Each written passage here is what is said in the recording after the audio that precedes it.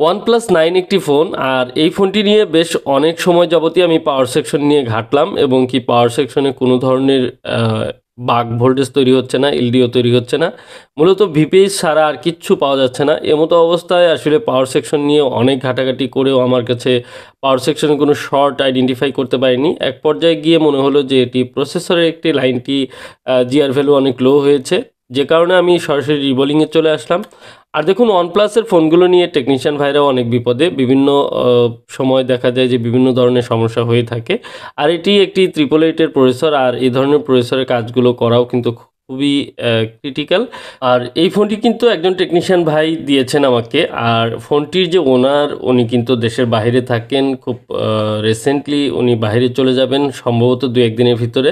তো উনি খুব তাড়াহুড়া করছিলেন ফোনটি নিয়ে, যে ফোনটি তাড়াতাড়ি কাজ করে দিতে। আসলে দেখুন, এ ধরনের একটি ফোনে যখন আমরা কাজ করি তখন কিন্তু সিদ্ধান্ত নিতে হয়, খুব ভেবেচিন্তে একটি কাজ করতে হয়। শুধুমাত্র প্রসেসর রিবোলিং করলাম, ফোনটি ঠিক হবে কি হবে না সেটি কিন্তু নিশ্চয়তা নেই। আর এই ফোনটি যদিও ইনটেক অবস্থায় আমার কাছে দিয়েছে, মানে খোলা হয়নি, সে কারণে আমি ফোনটির পাওয়ার সেকশন চেক করে আমার কাছে একটু আহ, সন্দেহ মনে হয়েছে, যে কারণে আমি পাওয়ার সেকশনটি বেশি করে ঘাটাঘাটি করেছি। কারণ একদমই ননসেন্স মোডে রয়েছে এবং কি 0.1212 এরকম চার্জিংয়ের একটি লোডিং আই চার্জারে।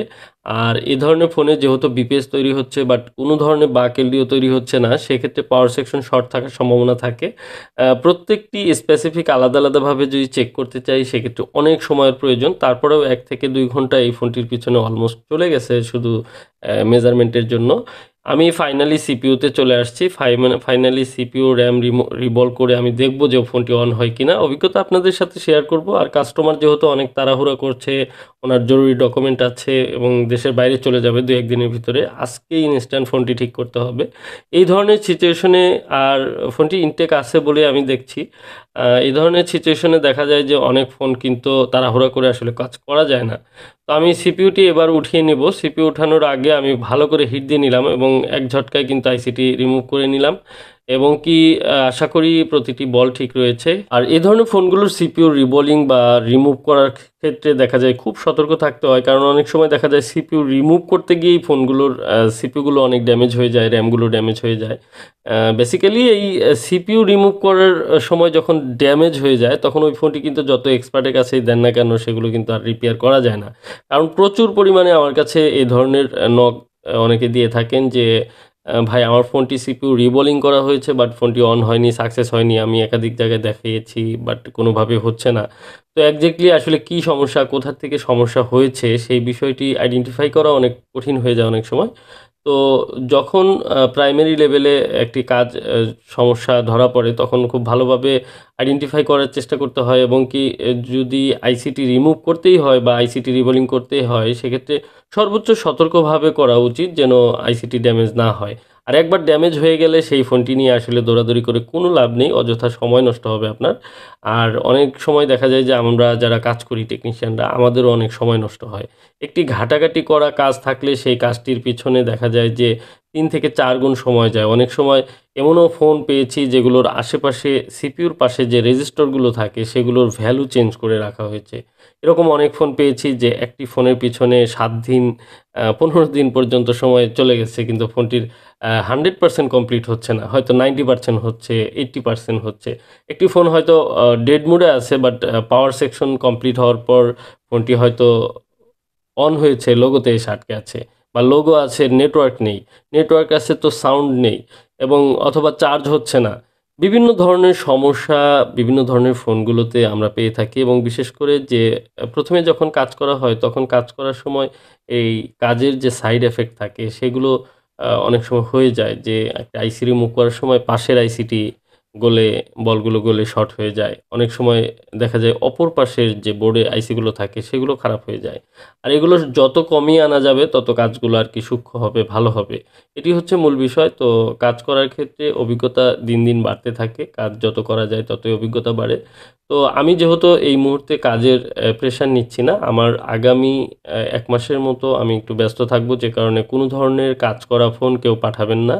যদি পাঠান তাহলে সেই ফোনটি হয়তো ওইভাবেই রিটার্ন যাবে। আর আমি চেষ্টা করছি আমার একটি সেকেন্ড টিম করতে, যে ঘাটাঘাটি করা কাজ, যে কাজগুলো অন্য জায়গায় দেখিয়েছে হয়নি, এ ধরনের কাজ অনেকে দেখতে বলেন বা পাঠাতে চান, আমি সেকেন্ড টিম যে রয়েছে বা এরকম একটি টিম তৈরি করছি, যে টিমের কাছে আমি ফোনটি দিব এবং তারা এই কাজগুলোকে সমাধান করার চেষ্টা করবে। বাট এটি আসলে আমি নিজে দায়িত্ব নিয়ে এই কাজগুলো করতে গেলে দেখা যায় যে অনেক সময়ের সংকীর্ণতার কারণে আমি পারছি না, যেটি সমস্যা হচ্ছে।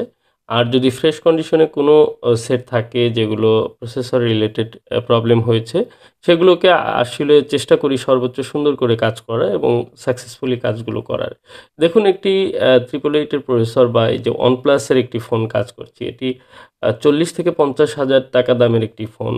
চেষ্টা করছি যে ফোনটি রিপেয়ার করে সুন্দরভাবে যেন ফোনটি উনি ইউজ করতে পারেন। তো এই যে ক্যাপগুলো থাকে আইসির নিচে, এগুলো কিন্তু অনেক সময় দেখা যায় যে রিমুভ হয়ে যায় বা রিমুভ করে দেয় অনেকে। তো এগুলো আসলে ক্যাপগুলো দিয়ে দেওয়াই ভালো। ক্যাপগুলো থাকলে আইসিটি আরও ভালোভাবে স্টেবলভাবে সার্ভিস দিবে। দেখুন একেবারে আমি খুব ইজিলি আমি এটি রিভলভ করে নিচ্ছি এবং কি ওয়ান শটে আমি রিভলভটি করার চেষ্টা করছি। এটিকে দ্বিতীয়বার কোনো পেস্ট এপ্লাই করব না। এক চান্সে আমি রিভলভটি করলাম।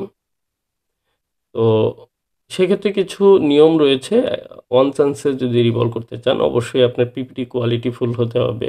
সেটি ড্রাই থাকতে হবে এবং কি সেটির যে ফিল আপ প্রসেসটা আপনাকে অবশ্যই আ একটু মেনে চলতে হবে। মানে প্রত্যেকটি বলে যেন সুন্দরভাবে একই পরিমাণে ফিল আপ হয়।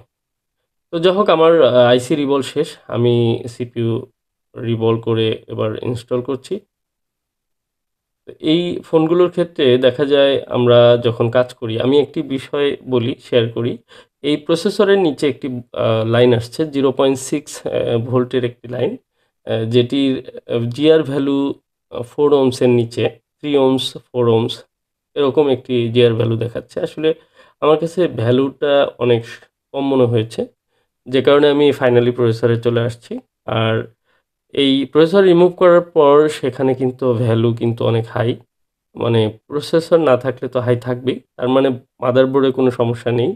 পাওয়ার আইসিতে কোনো সমস্যা নেই। ক্যাপ বা কয়েল এগুলোতে কোনো সমস্যা নেই। এটি ফাইনালি বোঝা গেল। আমি যে কারণে সিপিইউ ইনস্টল করব। ইনস্টল করে এরপর আমি র‍্যামটি রিভলভ করব। ঠিক একই প্রসেসে র‍্যাম রিভলভ করে ইনস্টল করার পর দেখুন ফোনটি কিন্তু অন হয়।